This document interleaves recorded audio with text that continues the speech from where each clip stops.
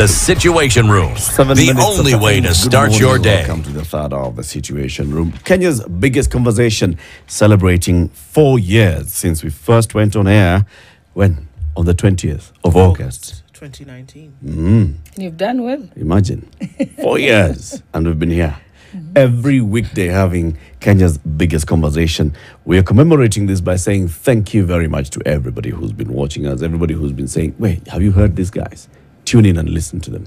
Or have you seen this conversation? Please, can you comment on this? And all the guests who've come onto the show, including our guest this morning who's been here several times before, Gladys Shollei, the Deputy Speaker of the National Assembly. Good morning. Good morning. Karibu sana. And thank you for having me. Karibu sana. We are marking 4 years, but also our sister station, Radio Maisha, is still taking people over to Nakuru this weekend. For why?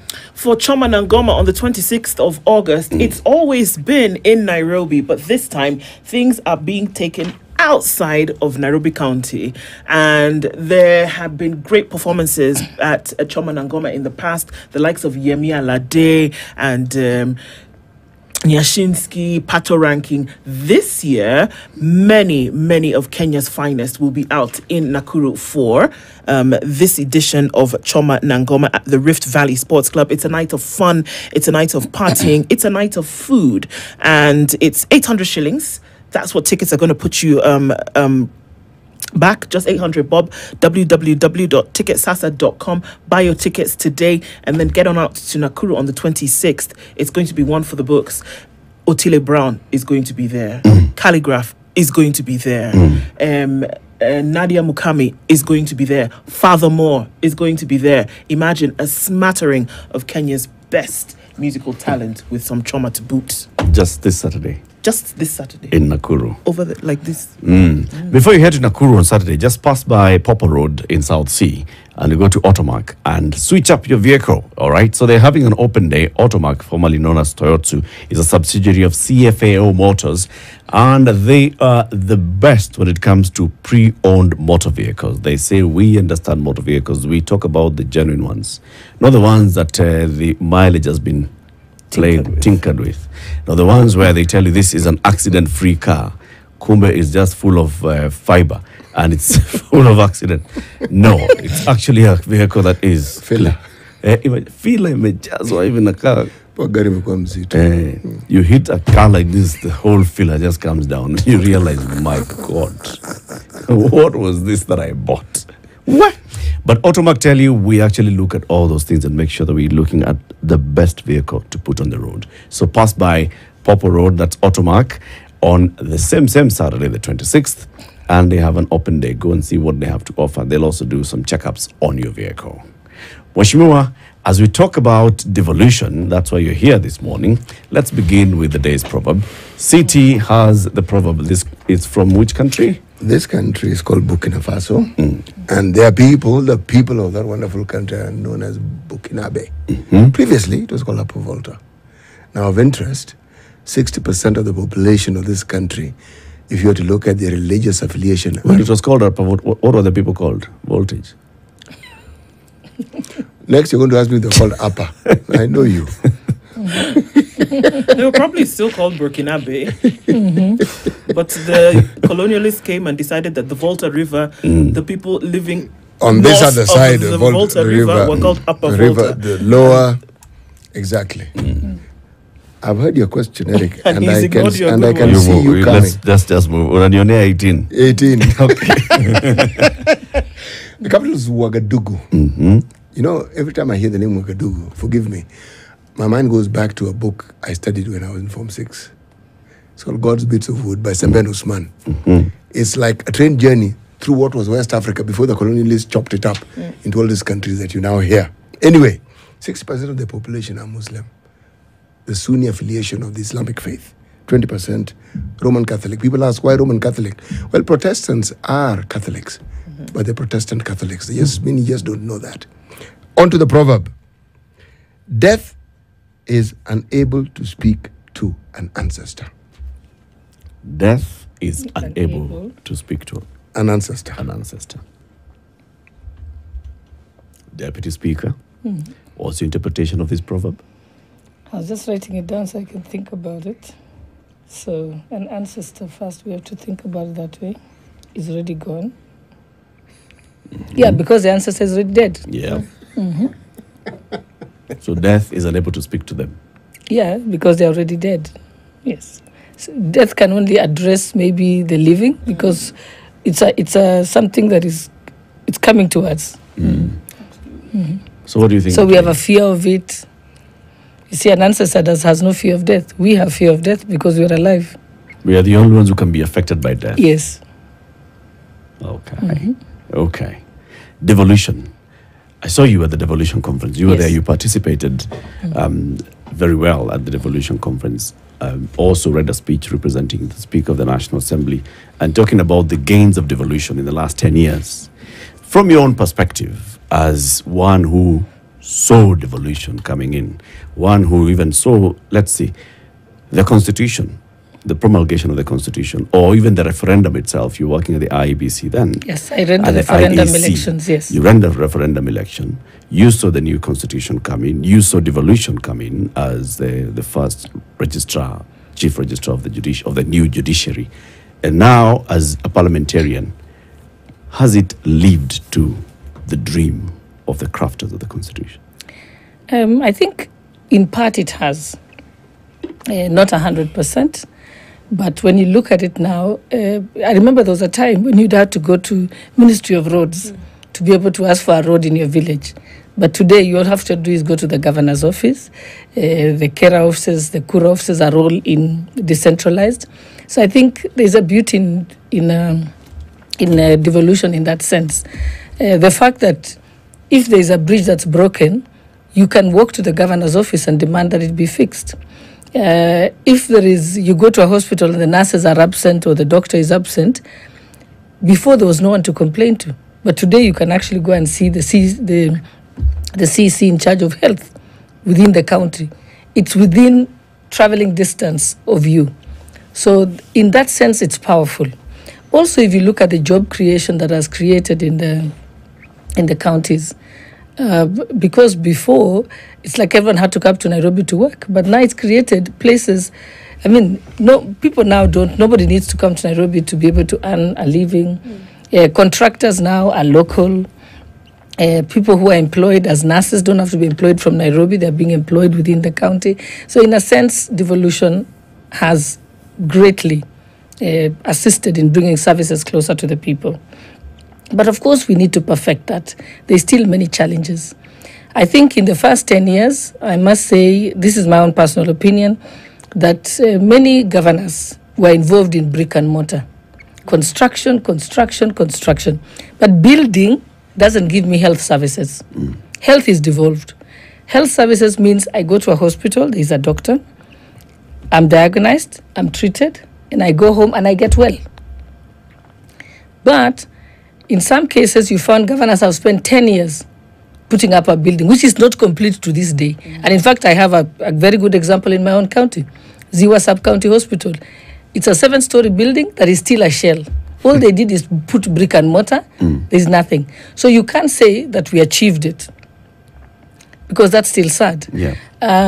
They are hospital, but when you compare with the Kirinyaga, and I must say credit goes to, maybe women are just great, Anwai Guru.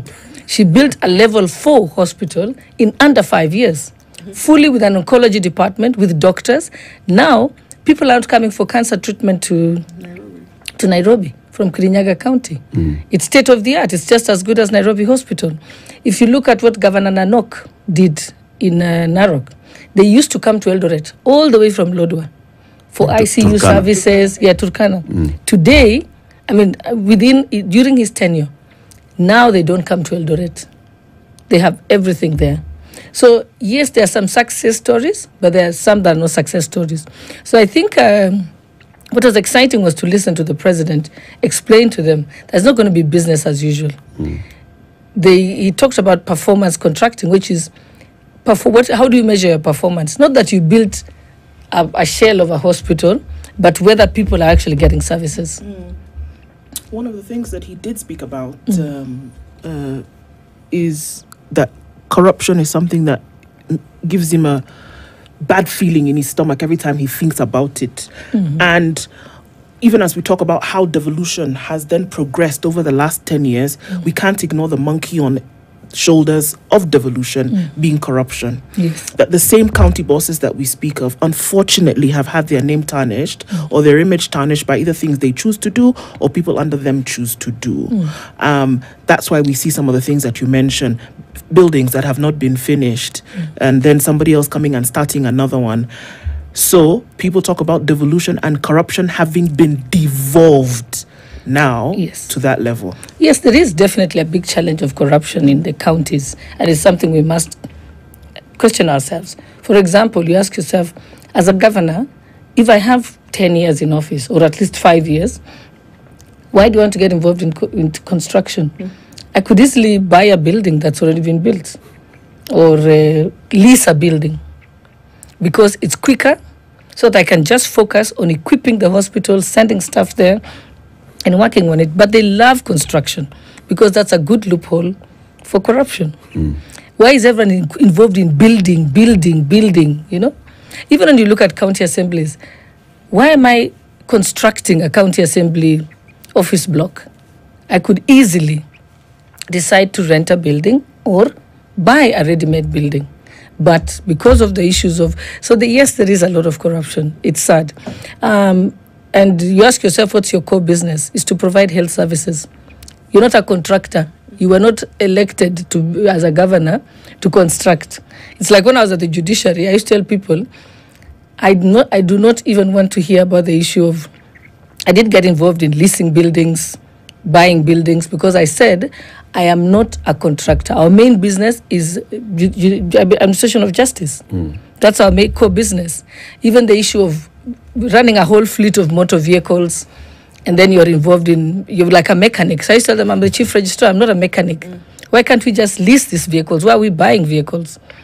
And you get involved, you have a whole department. So you find many counties, all of them have bought excavators, they've bought borehole drilling machines, and yet today you ask yourself, how many boreholes?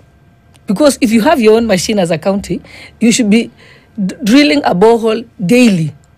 Should be active 24 hours a day. Yes, should be active 24 hours a day. Equipment. It means we should actually have at least 10 boreholes per ward. But you have the equipment, but then you have no boreholes to show for it.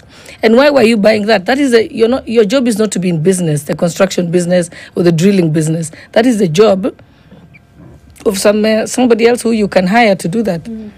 So it also tells you their priorities are wrong. I always say, as a governor, if you just focused on two things, agriculture and health, believe me, this country will turn around. And if you listen to the conversation that the president had with them, he says, we are importing, billions of shillings worth of edible oil. Yet, 6 counties in the Nyanza region can produce oil. The coast can produce oil, palm oil, coconut oil. The oil we use on our hair, which I used on my hair this morning, is an imported avocado oil. You could easily, we can grow avocados, and we can process that oil. In fact, actually, you can process it in a cottage industry. So that's why he was imploring upon them that we need to rethink. Ask yourself, we're importing rice. And then we import rice, then we say we don't want GMO. Yet the rice we're importing is GMO anyway. So we import the rice, we are importing rice, yet we have rice growing regions. Yeah. We have Kirinyaga, I think he said we have 120,000 acres available for rice growing.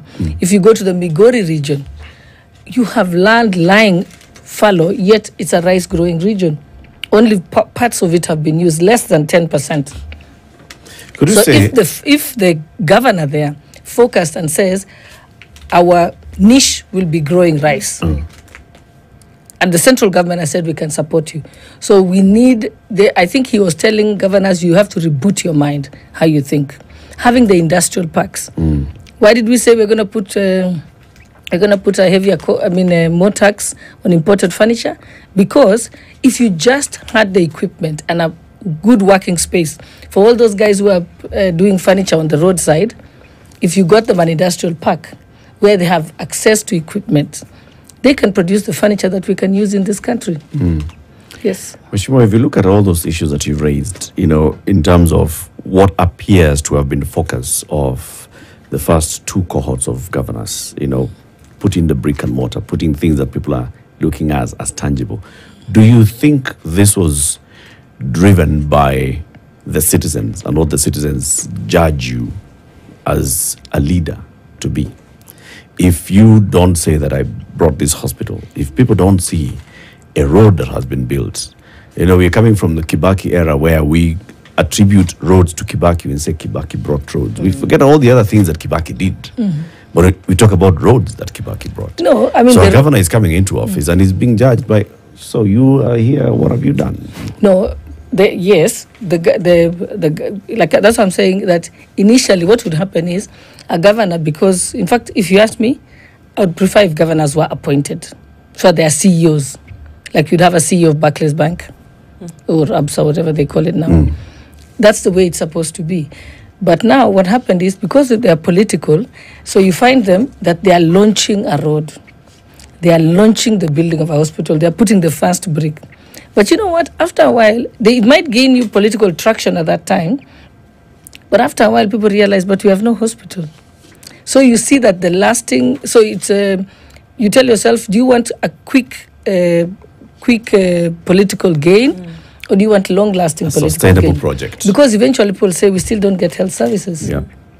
So what you've constructed, but we can see it. We can see that 7-story building. But we cannot go in there. We cannot go in there, and there's yes.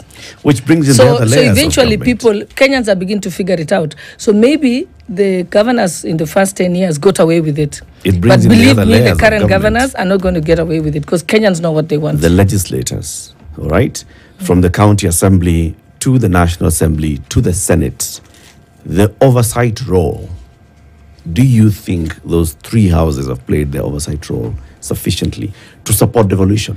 I think what has happened with the Senate really should be the ones oversighting the governors. The Senate should be the ones going around the country, going to check out the hospitals. Why is this hospital not complete? Why is it that's been stalled for the last 3 years? Is it a challenge that they haven't gotten funds? Is it a challenge that the contractor, is not doing their job, and so on? That way they can actually help the governor work better. Unfortunately, our Senate has been more focused on doing oversight on the executive. They've been, the National Assembly summons a minister, and then the next day it's summoned by the Senate. So I think if the Senate can reboot their minds and realize that they should be focusing on the governors, they should be the ones taking on KEMSA. Why are the drugs delayed in reaching the counties? They should be summoning KEMSA on that issue. If it's a case of a project where it was part funded by national government and part funded by the county, they should also be interrogating those. So I think if they were very keen on their oversight role, they can actually help the counties perform better. Are you saying you don't think the Senate has performed its role? Yes, I think so. Is it? I think they can do better. Is it because of a clash between the National Assembly and the Senate, where in some cases you've talked about KEMSA? Why then is the National Assembly summoning the leadership of KEMSA about procurement and all? Why not just leave it to the Senate then too? No, I think you have to, that's what I'm saying, their roles have to be clear. But with time, I'm seeing it getting more clearer. For example, the National Assembly can summon KEMSA on the issue of procurement because a budget issue. And the budget is appropriated by the National Assembly. Okay. So they can do that. But in terms of dispersing the distribution of the drugs to the counties, then Senate should be saying, we are getting complaints from the counties that the drugs are not arriving on time, or that when you delivered the drugs, it was just malaria drugs. Yeah, and so on. And not see the others. Yes, and so how to improve it. For example, I know that some counties which are doing very well is that they have an arrangement with KEMSA where the drugs are delivered directly to the sub-county hospital, not through the central county headquarters. Yes. That way, each hospital is able to request drugs that are specific to that area. Because one area might need, a respiratory problem. They have respiratory problems, a prevalence, so they need the medicine for that. Or in some places, a malaria zone and so on. But in some counties, you find that the medicine is received by the county headquarters. By the time it gets to the sub-county hospitals, it's a long range. I know some successful counties, what they are doing is that the local hospital has its own management board, Yep. which is local. Yep. And then when they receive any money they earn, they are able to appropriate it for buying whatever they need within the sub-county hospital. In other counties, the money is sent back to the county headquarters and it hardly comes back to them. But there are some success counties who have done that. I know that Elgeyo Marakwet has done that, and what they do is that they receive whatever money they earn, they can be able to buy their little disposables and so on, and then but they have to account for it. So when they do get an appropriation from the headquarters, they are able to offset on what they receive. From what they've already so you spent. find that the medical superintendent in that hospital is able to work better than in others. So I think this is an opportunity also for counties to learn from each other. Look at a county that's doing so well. Like I think Senate should visit Kirinyaga and the Turkana County and find out how Governor Nanok and Governor Waiguru managed to build that hospital in such a short time, fully equipped, fully functional, that it's working. Yes. You know, when you talk about these roles of oversighting and supporting devolution in terms of legislation, so the Senate can come up with all these laws about legislation that would support devolution, that would help make these things easier. For example, if it's about ring fencing funds that are collected from at the hospital and not having to send it to the county accounts, but then spending it at source, that's a legislation issue that needs to be supported by Senate. But there are very many instances where you've seen the National Assembly and the Senate engaging in sibling rivalry, where there are several cases that have even gone to court. The National Assembly, where you sit now, and where you've sat even in the 12th Parliament, and the Senate, taking each other to court over duties, who should perform this function. Is that not affecting devolution when these two houses don't seem to understand where their roles begin and where they end and where they are concurrent? There's a lot that actually is not even an issue of legislation at the national level. This is legislation, regulations, delegated legislation that is done at the county assembly. So it's a matter of operations within the county. You don't even need to come to the national government for it.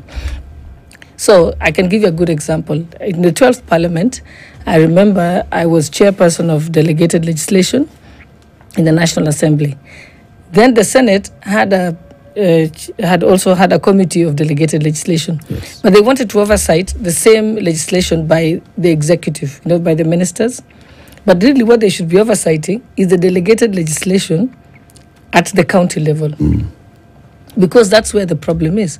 You will find that Nandi County, which is 42 kilometers from Eldoret, has different legislation for trade. Yep. Then you come to Wasingishu, we have different legislation. Then you go to Elgeyo Marakwet, you have a different legislation. You get to Trans Nzoia, different legislation. What it does, it makes it easier for people to do business. Difficult for people to do business. So what the Senate should be focusing on, harmonizing that. And I remember at that time I engaged Honorable Pogisho, who was the chairperson of delegated legislation in the Senate. And I said to him, focus. In fact, you can be so busy just doing that. Because if you can help the counties harmonize that, then makes it easier for people to work. For example, the counties are losing a lot of money in the revenue collection. Most of it actually is lost through corruption. They can raise much more. You find that, I remember one time going to pay for the women for the day. They had to pay 40 shillings each to be able to, for the market day. Yeah. And that's why I asked, how do I pay this money? And I was told, pay it in cash. I was like, what? People pay cash in this day and age? So, of course, how much of it is going to the county? Have you seen all those roadblocks where they have county revenue collection? Yes, That little booth says it's collected in cash. Yep. Do you think that money makes it to the government? Some of it. a small portion of it. Yes. So sometimes you can improve your revenue collection just by changing the manner in which you collect revenue. And I have a very good example. When I was at the judiciary, we started something called Faini Chap Chap using M-Pesa at Kibera Law Courts. the revenue we used to collect was like 50,000 shillings thereabouts per day. Just launching Faini Chap Chap, it went to over 500,000 a day. Just at the launch of it. But of course, as soon as I left, they killed the process. Yeah, because it doesn't work for people who want to steal money. So I like the fact that there is a clear decision by government now that we should digitize government services. Because if you just said no more paying money, cash, you pay it through other means. And even then, let it be one portal.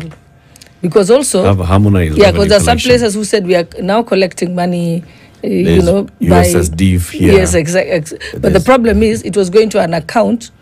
So there are two accounts. So some goes to this account, some goes to that account. To the other. Yes. Yeah. So that has to change. So these are realities. And and that's why I said when the president said it's not going to be business as usual, it shouldn't be business as usual. Because that must change. And they're being told we will have one uniform payment system. The other day, I had some guests arriving from overseas, and we were waiting for them at the immigration place. And then when they got there, they said, we've been asked to pay for the visa, but they want cash. They won't accept their cards. So I asked myself, you mean there's a place where you still collect? So that $50 they pay, does it really make it to the government? Who collects? That guy who's collecting 50, why do they want cash? So then, anyway, I had to go to the bank downstairs, get dollars in cash, and take it up to my guest to pay. And in fact, actually, I made a note that I need to call PS Bitok and just let him know that cannot happen. Yes. Not why don't you have a card machine there? Why don't you have the M-Pesa? Because inevitably, somebody who's coming from overseas, the only payment method you have when you travel is your credit card. Yeah. So why is it that we don't have a card machine? Is it because we don't have card machines in Kenya, or is it because there is a bigger racket? And those are conversations that need to be held.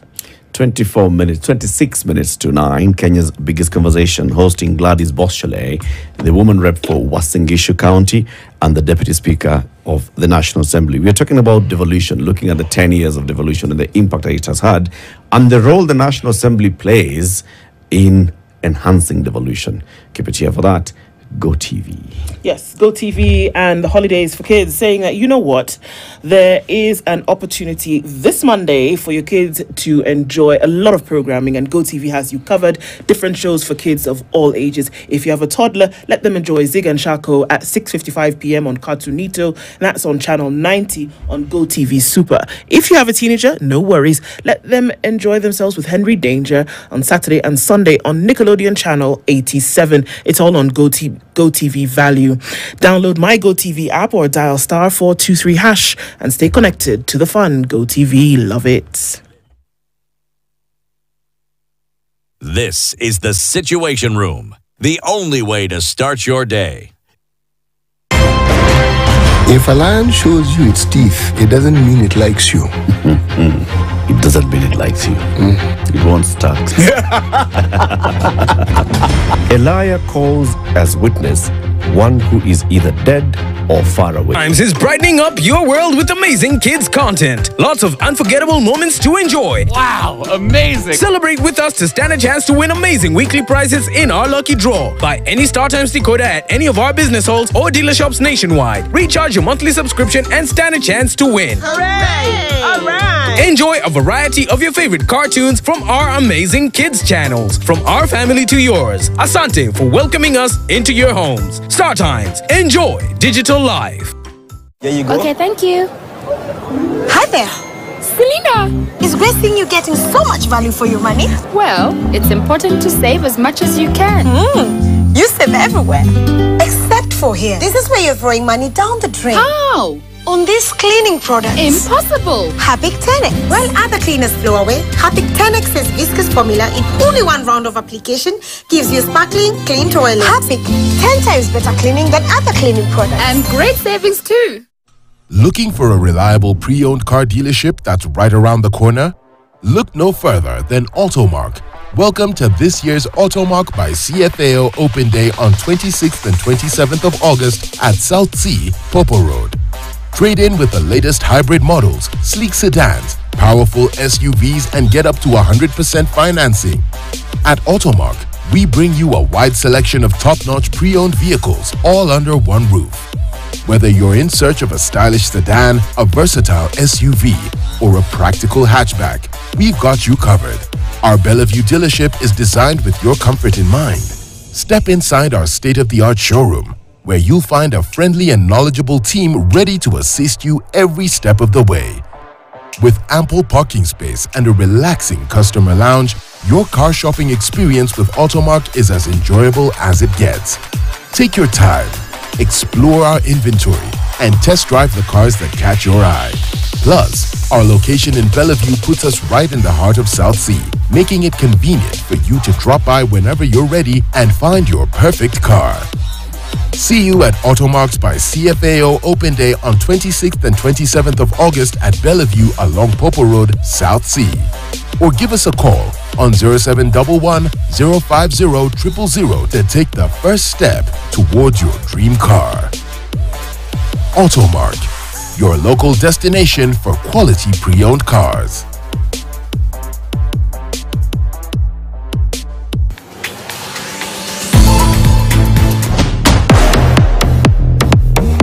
It's about glam, Swagger. the showbiz.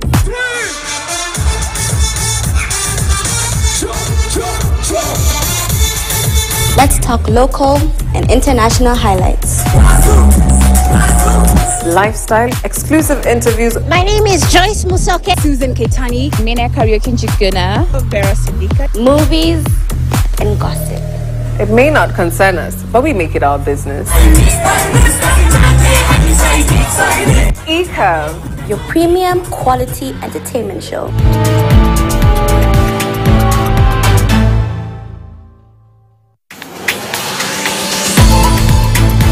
Is it going to be a world record? Yes, it is! She smashed it! Ferdinand Ominyala ignites this stadium. This is the first strike in the playoff series decider. It comes in the form of Kenya's captain. Starlets wanapata bao. And he got it again!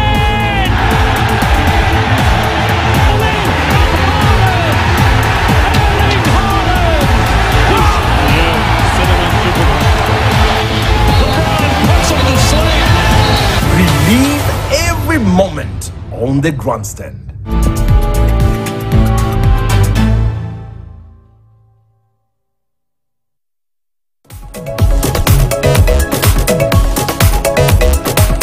This is KTN. Welcome home.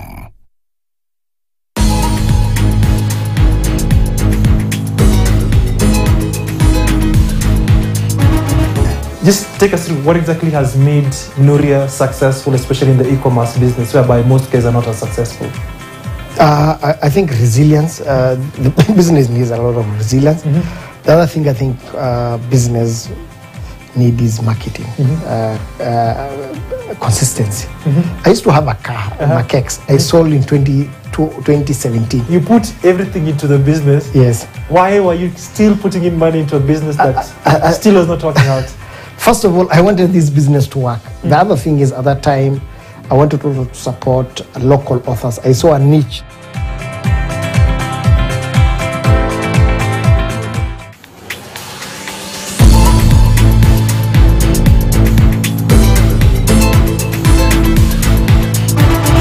Check 1, 2. Hi, my name is Audi Roa. I am a filmmaker and I am a millennial on the move. Step in the kitchen. Let's go. From my experience, a good actor is someone who's curious, disciplined, and just listens to people, because acting is just reacting.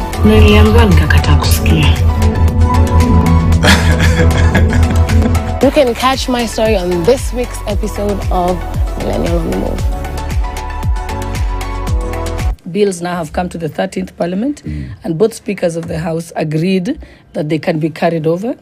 if the member who had sponsored the bill is no longer in Parliament, members have been encouraged to adopt it. Okay. So you'll find that there are several bills that have been adopted that were from the previous Parliament, and in many of them, they don't even have to go through the pre-publication scrutiny because it had already happened. So there's been ways to speed it up. And I think now there's more conversation, there's more synergy between the two houses than was in the 12th Parliament or the 11th Parliament for that matter. Because the lessons have been learnt. At the beginning, there was a supremacy battle. If during the constitution making process, what happened was that many of the people were members of the National Assembly who were participating in it. Yeah. And so they gave a lot of powers to the National Assembly, forgetting that many of them would end up in Senate. Many of the senior ones in the National Assembly. Yes. So, but I think that, and I think the lawsuits between Parliament and the National Assembly were good because it has allowed the Supreme Court to pronounce itself on many of those issues. So it's always when you start something, it's hard, but it gets smoother because there's more clarification. It's the same thing I say about elections. The fact that cases were filed against the presidential petitions, presidential election, and against even the parliamentary elections was a good thing over the years because the law became more clarified. Yeah. So you'll see that IEBC in 2013, they had many mistakes. In 2017, from the pronouncements of the court, they perfected it. And then from the pronouncements of the court in 2017, by 2022, they were on top of their game because there was clarity. Before there wasn't clarity. In fact, this year, there were very few petitions on the election. The elections, county assembly and also parliamentary. And of course, the lawyers tell me it's bad for their business. No, let's look at that. But we'll reach a point. So right now, nobody goes to court because you know what the outcome will be, and you need a certain threshold of evidence for you to sustain that. Yeah. So many people have realized I don't want to waste my money on election petitions. So it tells you that having lawsuits is a good thing. Okay. Let's look at how things have progressed, even as we talk about devolution and how that has progressed over 10 years. This current administration has been in this position for the last 1 year, and there are many things that are happening as a result of that. We saw that with the devolution conference that took place to kick off, essentially, what will happen development-wise in the counties over the next, 5 years, right? Now, how would you say things have happened, the kind of synergy that you're hoping then will happen between the executive, between the National Assembly, county governments, and with all the other things that are happening around this whole circle since the election that took place in August last year? It's been about a year. Are these signs of good things coming? Yes, I think if you saw in the past when devolution started, the governors basically behaved like they were mini presidents running their own little countries, and that the national government was some other monster. So they felt like, don't interfere with our work, this is our mandate and so on. But I see what has happened since the last election is that there is very close working relationship, an interdependent working relationship between the national government and the county governments, which is a good sign. For example, just something as simple as what they used to call the community health volunteers. I think now they're being called community health promoters. And basically, the national government reached out during the first summit that the president held with the governors. And he said to them, we need to employ these people. They're going to help us with primary health care.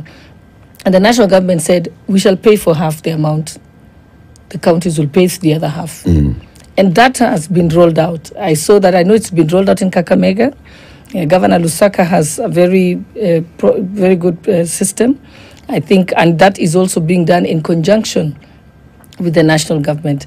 I think I heard that the Minister of Health was trying to get them handheld devices where they can put in data. So you find that one volunteer is dealing with 100 households. And basically, if that is caught in time, some of these illnesses and so on, it will cost us less to treat the person. And then we have a less sick population. I will use the example that when I had the Jiga campaign cleanup in Wasingishu County, actually, the people who told me which place had jiggers were the community health volunteers. Because they're the ones who know people household by household, something that the county can't know. So the fact that the government is now recognizing them and that the county is hiring them and that the data they collect and the information is reaching the county directly is working very well. It's moving things forward very well. Moving forward. There's a problem though, Moshimiro. When the national government says we will hire, employ some of these community health workers, don't you see a problem? This is a devolved function. Why is the national government saying we shall retain this function and help you employ your employees? Why not put that money into the kitty for devolved government so they can hire their people? Same thing has been raised about the national government building markets. Markets are not a national government issue. It's a county issue. You see, what was happening is that this was actually on conversations with the governors. I did attend the summit briefly in Naivasha. The governors themselves says we don't have enough resources from what is allocated to us to do some of those projects. So the national government does have resources to do that. So what they're saying is that we shall build the markets, but we shall hand them over to the counties. The counties can agree on the design. They're the ones who will provide the land. It's just the resources that are going to be given by the national government. And after that, even the revenue collected from those who rent the markets will go to the counties. So it was actually a way of supporting the counties in places where they had shortfalls. And even the community health promoters, the county says, we are stretched. We do not have any more resources to pay for this, to employ more people. So the national government says we shall chip in. What they're actually doing is these are employees of the county, except the government is supporting part of the amount required to pay for these people. And I think that is how it should be.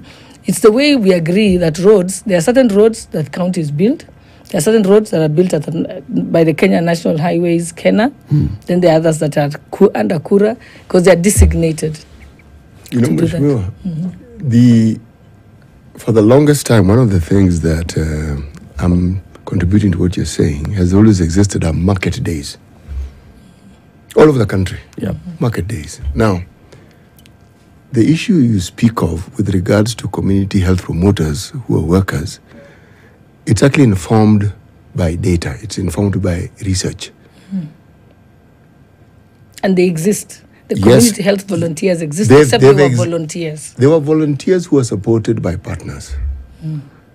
Now, there was a community strategy that was implemented in 2012 in the regions where the prevalence of HIV was at its very highest. They came up with some of these models. What you speak of is actually supported by data. There was a program that sought to determine the use, the help, and the effectiveness of lay community people without even the most basic of any health training to diagnose malaria, pneumonia, and I'll come up with the third one, to diagnose it at a community level and to even treat it. It's called ICCM. Integrated diabetes. Yes. Now, they were taught. Blood pressure. They could do it because they were equipped. They were trained. Lay people who didn't have such training. Now, that 3-year study came up with the findings that just those processes in the areas where the study was conducted, it reduced hospital visitation by something like 75%. So it's something that works. And that is being implemented is a wonderful thing.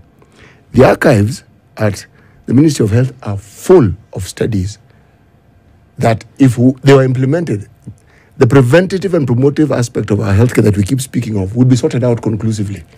But it's never, because the curative aspect where you have to buy many, many things is always more profitable. Now, for the markets, these things that we're doing, is it informed by data? Is it informed because we have practice? Has that practice been collected, analyzed, so that when they say we are building, I'm saying this because you also go around the country and you'll find marketplaces built empty. Because they are far away, some of them, from the center where people work. It's new, it's beautiful, but very little traction. We saw in Nairobi here the number of times they've tried to move the so-called hawkers to some center. How has that worked out? So again, as the government implements these things, the intention we can see is clear. But are the actions supported by data? Is it data-driven?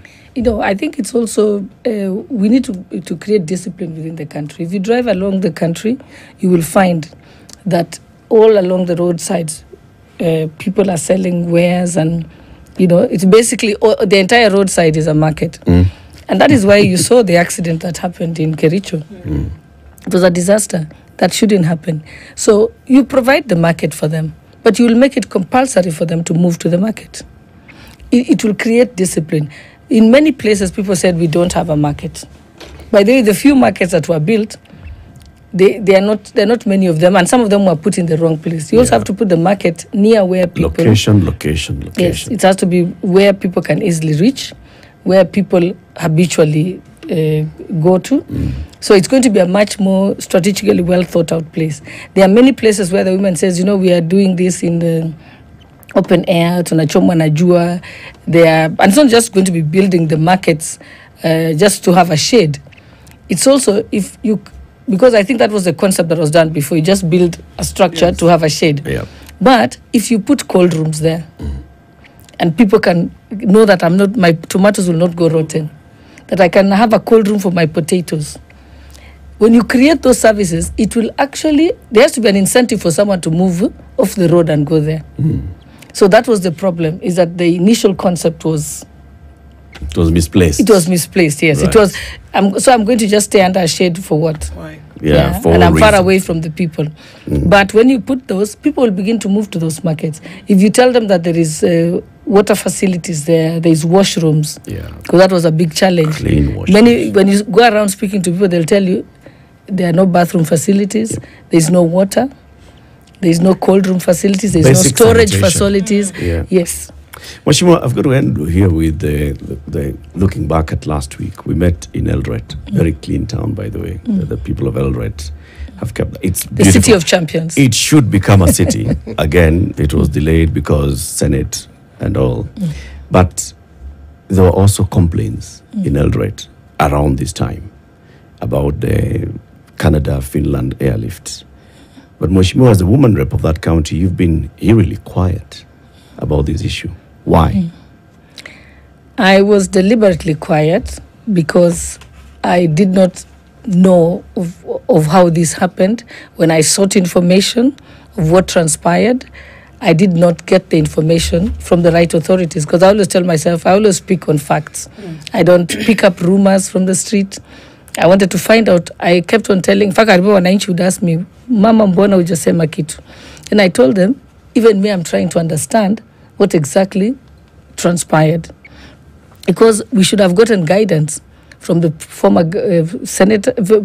governor and the current governor. They're the ones who are in the know. They're the ones who are in charge of those accounts. But with time now, because of course of the investigations, we've begun to understand what it was. It was sold as a scholarship, but it was not really a scholarship. Parents were paying. And parents were only paying a certain amount of money, and then their children would get visas and they would go overseas. But we also find that parents weren't informed that once your child goes overseas, you still have to pay. Because in some of them, the parent was told pay 1.1 million, and the parent thinks that after you pay the 1.1, it's done. That's enough. It's not enough. When you look at the school fees required by that university in 4 years, is 4 million shillings. So is that parent capable of paying the 4 million? Mheshimiwa, are you saying that during this time when parents were selling pieces of land to contribute to this, you were still woman rep? Yes. You were still a leader in this area? Are you saying you were not aware that this was happening? Yes, I heard about Harambee happening, but the information we got, and which is public, is that it was a scholarship. And I assumed, I thought the county was paying for it. And if you know my style of politics, I never get involved in anything the county is doing. I have my own programs. I'm very clear about what Not your monkey, not your forests. Yes. What do you think should happen now that it's very clear what has happened? I think money should be reimbursed to the parents who paid money, and I think that program should be shut down. What about the students who've already gone to Finland? Yes, and that is now you have to think about the students who've already gone. How are we going to sustain them there so they complete their studies? I think it's something that the county government must deal with, because we can't also have a situation where those children come back. Sure. They must complete their studies. But for now, we should stop sending children there until we have a clear methodology of doing this. And then we must also sensitize the parents that it is not actually a scholarship. You'll be expected to pay for your child. And when your child goes overseas, they only work for 40 hours maximum, according to a student student visa, which is only, it's not sufficient to sustain them. Do you think the leadership of Wasingishu, not just the then governor or the then county executive, the then county assembly members, the then woman rep, the then members of the National Assembly, the then senator, should have become more involved, more inquisitive then? You know, in my mind, if the, for me, I respect authority. If the governor says that I'm launching a scholarship program, I say very good. I assume that it is what it says it is. It never occurred to me in my wildest dreams that this was actually not true. I did not know that monies that had been taken for certain students was used to pay for other students. And you see, really, that is wrong.